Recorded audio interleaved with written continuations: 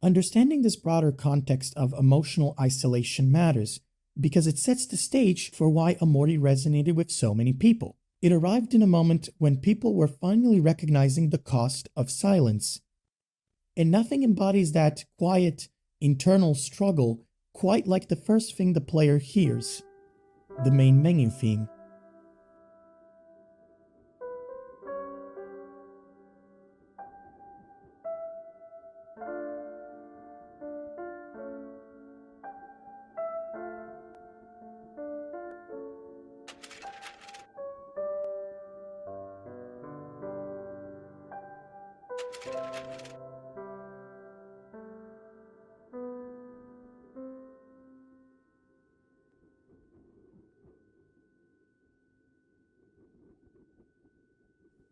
I took a minute to just listen to it because it really caught me off guard. There's a lonely wind with a small ringing in the background, and the only thing you hear is the piano. Like I said, I'm completely illiterate in instruments and classical music, but can't you just feel this one? It's like you're sitting there with nothing left to do but reminisce. 1 second in and the tone is already set.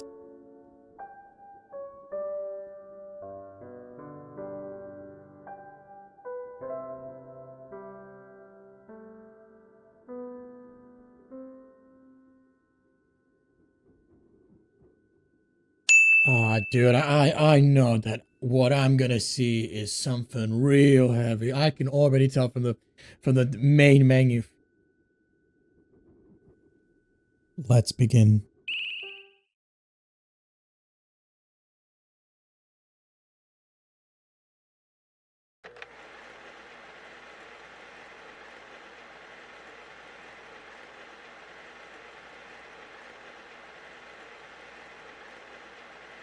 Don't worry. Everything is gonna be okay.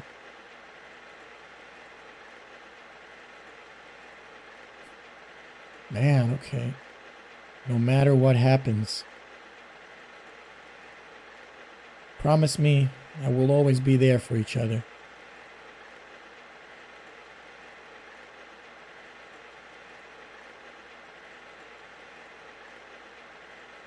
Promise me.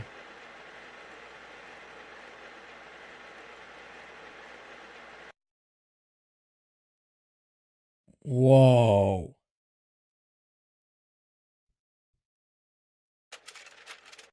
Welcome to White Space.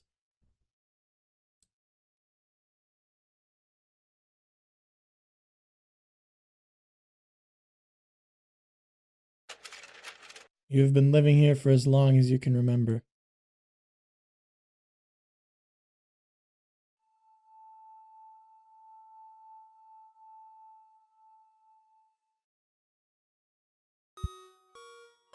This already did the job of setting the tone of the game. It's a cryptic, unclear jargon of reassurances between two characters, but it does the job of already communicating that this is going to be a serious story.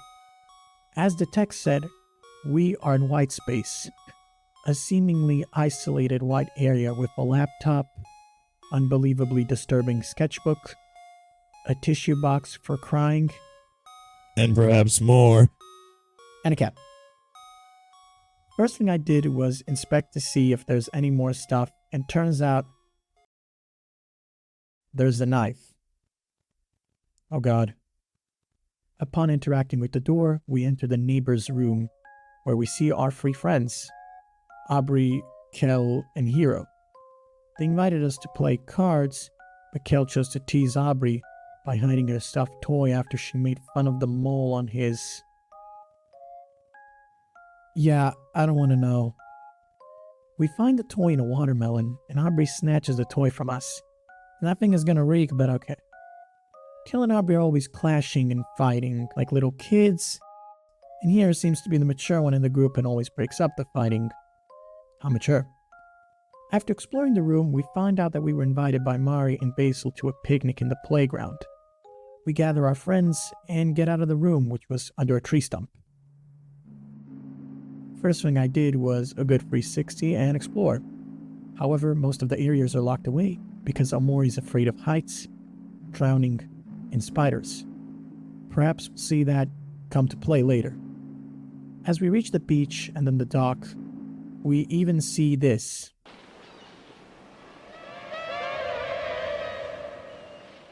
Yeah, I had a feeling none of this was going to be okay. You know, something's seriously wrong here.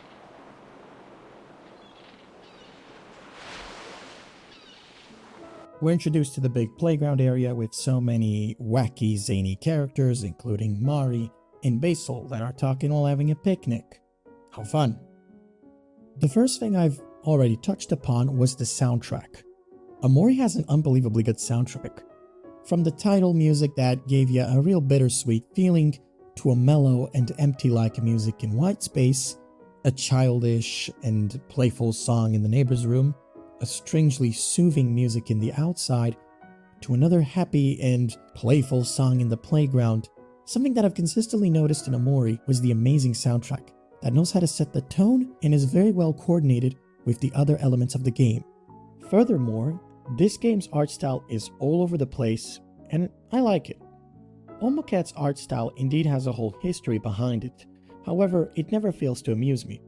From the empty white space to the seemingly acid-tripping neighbor's room, the art style really is unique. The characters are colorful, very well drawn, very expressive, and there's a jump between many different art styles. Pixelated, hand-drawn, it's all there. I think what's truly insane is that all of this was pulled off in RPG Maker. There's a consistent jump between grim storytelling and a cozy, rainbow fantasy-esque styles and cool color schemes. And I gotta admit, it's very well done. I was never really an artist, but goddamn, I can't help but appreciate the truly unique art direction this game has. And all of them have this huge charm to them, all except our main character, Omori. The silent protagonist has also been done in Undertale to a great extent. According to Toby Fox, the protagonist of Undertale, Frisk, is made to be silent to immerse players and make them feel as though they are truly in the character's shoes.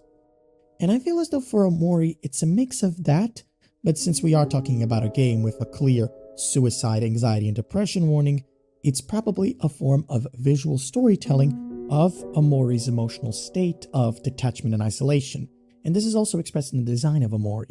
While everybody is colorful and vibrant, Omori is just black and white and regular. And the design even reminded me of a piano, since we heard a piano in the main menu theme. Even as we have a picnic, Omori sits in this weird fetal position. It's a common trope seen in media where a character curls into a fetal position, usually under stress, and it represents the instinctual self-soothing response, mimicking a baby in the womb for protection, and it's a more visual signaling to extreme psychological stress or trauma, making it kind of a shortcut for audiences to understand deep emotional shutdown. But that's just a little detail I picked up. The gang chooses to go through the photo album, which Basil keeps with the photos he took of his friends with his Polaroid camera. Basil explains how he likes to capture people acting natural and when they least expect it. How interesting. We go through the photo album and the many memories the friends had together, and this is all nice, and I'm sure it all reminded all of us about our time with friends. But like I said, something is very, very, very wrong here. We saw a literal eye creature and we're just gonna turn a blind eye? Okay. Throughout the memories, we slowly piece together more of their personalities. Hiro seems to be a stand-up and persistent guy who seems to be interested in Mari and is Kel's older brother. Sunny and Basil, as we saw in the initial cutscenes, seem to be real close. After finishing the reading of the photo album, Mari explains how she's gonna stick around while we go visit Basil's house to see some nice sprouts he's been keeping. Mari and her picnic are the safe spots where we can save our game, heal our characters, and maybe get some more interactions out of it. From these interactions, we end up deciphering that Mari is Omori's older sister, which explains why she's so caring for him.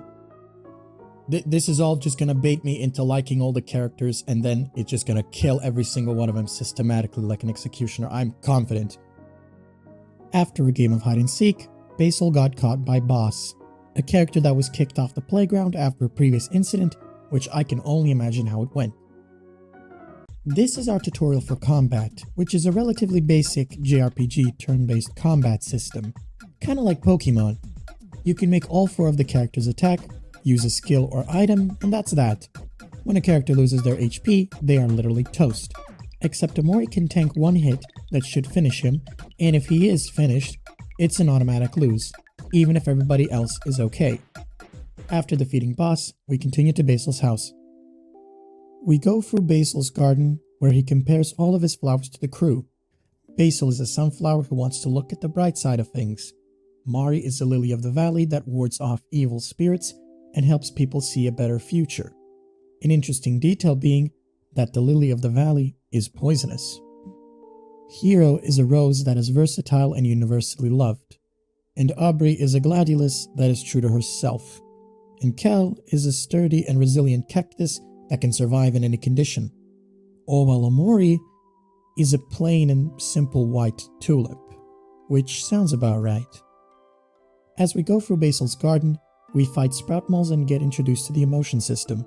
Through skills, you can make yourself or the enemy feel an emotion, and each emotion has their gimmick. Happy fighters are faster and have more luck. Sad fighters have a higher defense, smaller speed, and lose juice when hit, and juice is consumed when using skills, by the way. And angry fighters have a lower defense, but higher attack. And each emotion also is more or less effective against other ones. Happy beats angry, angry beats sad, and sad beats happy. Hero gives us a bunch of guides the player can use in the player menu in case we forget. We find Mari again, and we have a nice picnic with her where we heal up and talk. Except the game has been subtly telling us something from the beginning. The suicide, depression, and anxiety warning in the title are the early signs. In this picnic conversation, we get a piece of dialogue I instantly noticed in my head. "Oh, Mari, I wish I could be more like you. You always seem to have everything under control." "That's not true at all. It just seems that way from the outside." Okay, I'm not a genius, so don't take my advice as some kind of therapist, but that, for a game that gave me a suicide and depression warning, I have a feeling that's little more than what it lets on. Okay. We reach Basil's house, and it's blocked by a much bigger sprout mole. Hero teaches us the final combat mechanic, which is this little meter here. We can now do follow-up moves. And essentially, as a character attacks, we can quickly use one of our arrow keys to direct the character to do another attack. And this costs 3 meter points, and every time a character is hit, we gain 1. When we gather 10 of them, we can use a move that is the power of friendship, which does a lot of damage.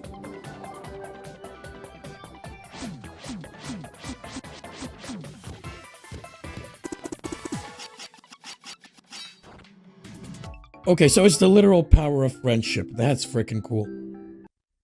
We enter Basil's little cave where his shoe house is located. Basil chooses to take a picture of the gang, and Aubrey and Kel choose to fight and end up getting his photos scattered on the floor. We enter Basil's house and help him get the photos back together. Except, as he's about to do something, another photo falls off.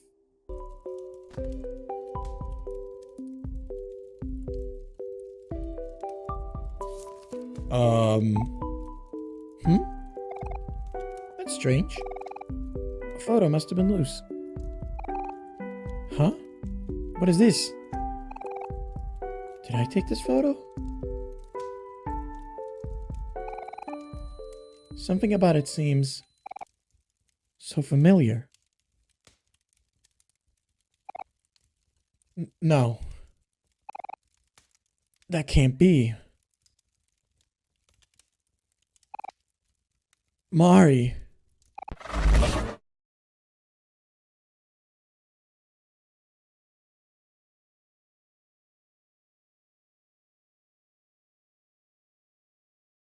Oh my god, I think she really did commit suicide.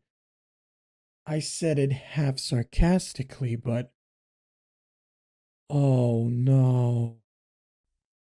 We see a brief glimpse of the photo. Rather than anything fun and colorful, it's a black and white broken violin at the bottom of a flight of stairs. The signs are hard to miss. I think Mari really did commit suicide, but also it's hard to precisely piece together what's going on here.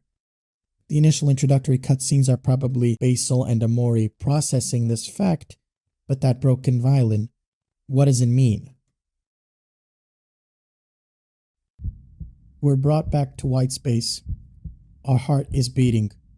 There is no door that'll take us to our friends this time, and the only thing we can do is go into the player menu and stab ourselves.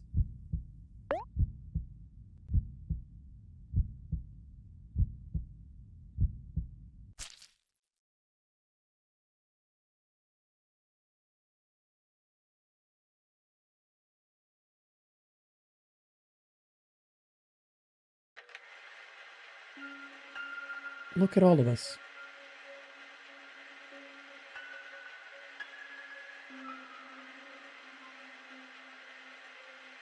These are all of our memories together.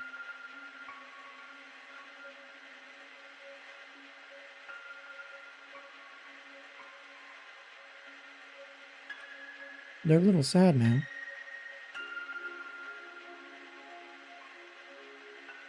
But we should be happy that they happened at all.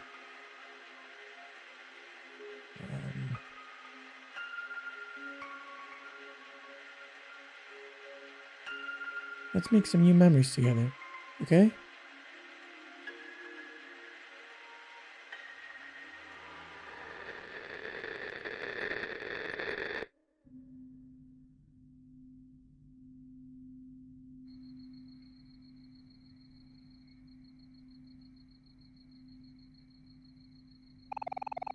You see a boy sleeping in his room. What's his name?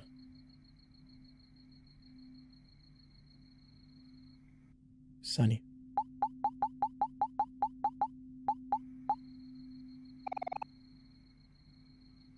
Boy's name is Sunny? Yes.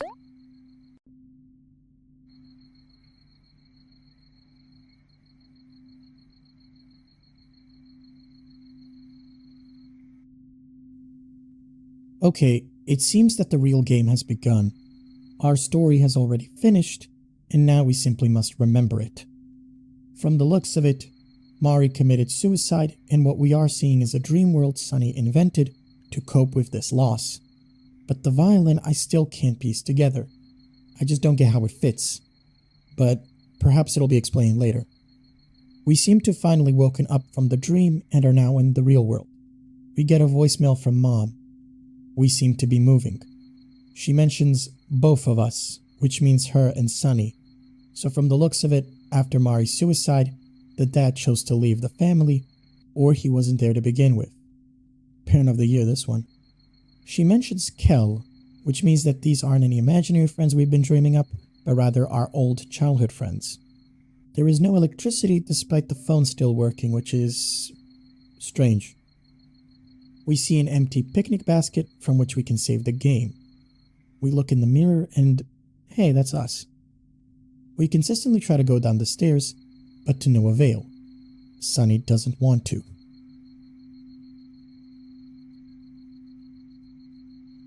We are hungry, but choose to sleep it off.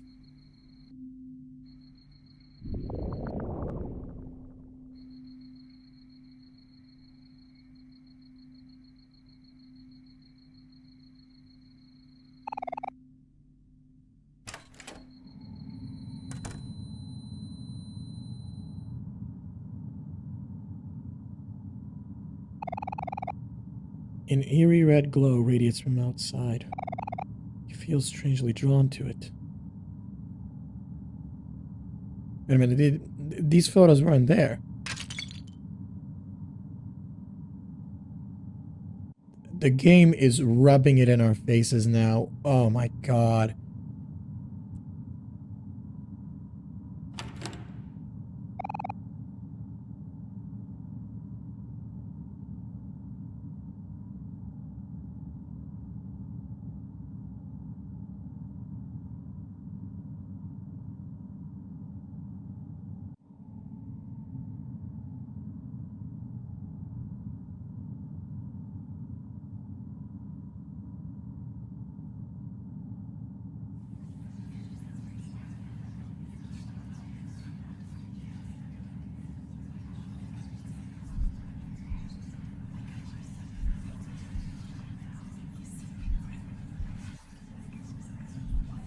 Oh no, I think I know where this is going. No.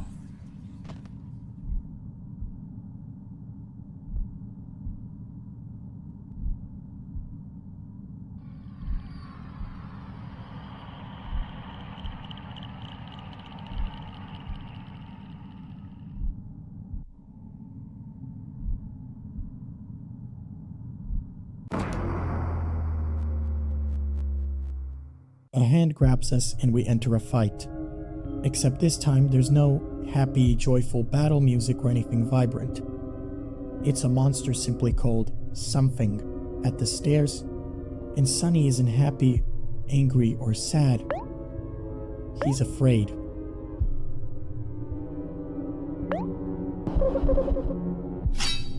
What?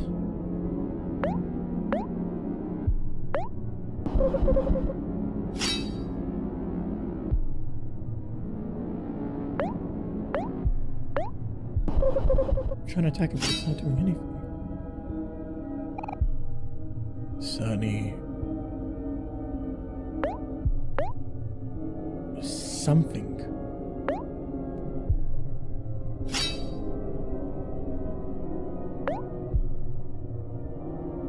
Is there a skill we can do? No. Okay. Darker.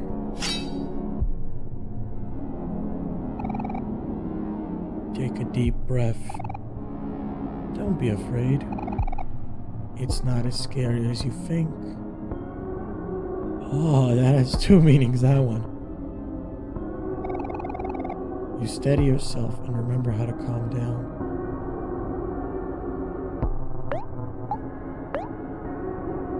Moves motion.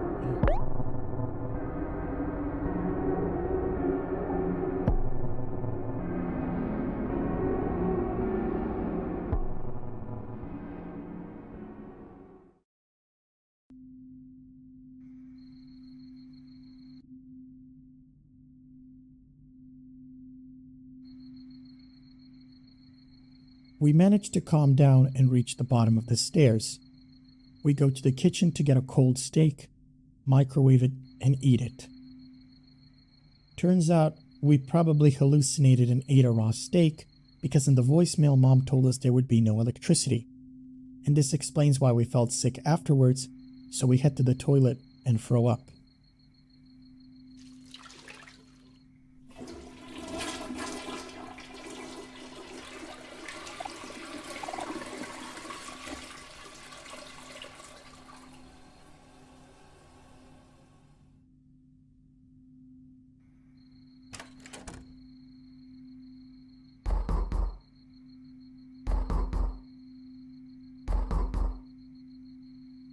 Who could that be? Ooh, can't wait to see who this is.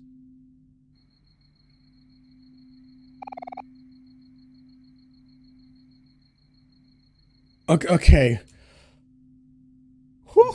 Okay, so she's alive. Wait a goddamn minute. No, wait a minute. She has the color scheme from the dream world. Hey, Sunny, it's Mari. I'm finally back home, but I forgot my keys.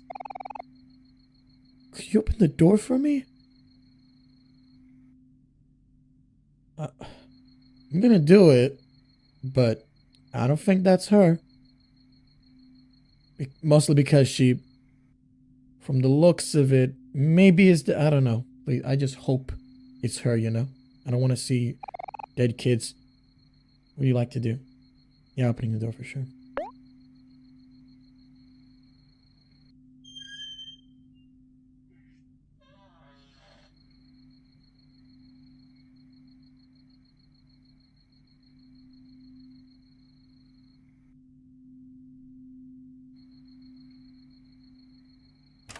Oh, Jesus Christ.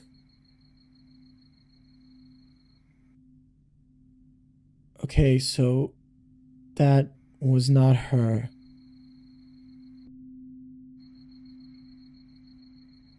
From the looks of it, we've started to hallucinate visions of a creepy version of Mari out of guilt for her suicide. It's one thing to miss the loved ones we lost, but it's a completely different thing when our guilt manifests as creepy and twisted versions of them that haunt us relentlessly. That's a step up for sure. You can even go to the mirror and get a better look at the creepy Omori that stands right behind you this time. We are in for a ride with this game. We head back to sleep and return to white space in the dream world called headspace. We're introduced to a game of Hangman in the map of headspace. I mean, everything was basically the same, except it wasn't. The seemingly calm, cozy, comforting atmosphere of children being children in this whimsical fantasy world very quickly faded away. I mean, nothing changed, but at this point, after seeing everything and getting a whiff of what the actual Sunny is facing in the real world, you simply can't look at headspace fondly anymore. It's an elaborate coping mechanism. It's there to distract with colorful and happy friends and a sister who didn't die by her own hand.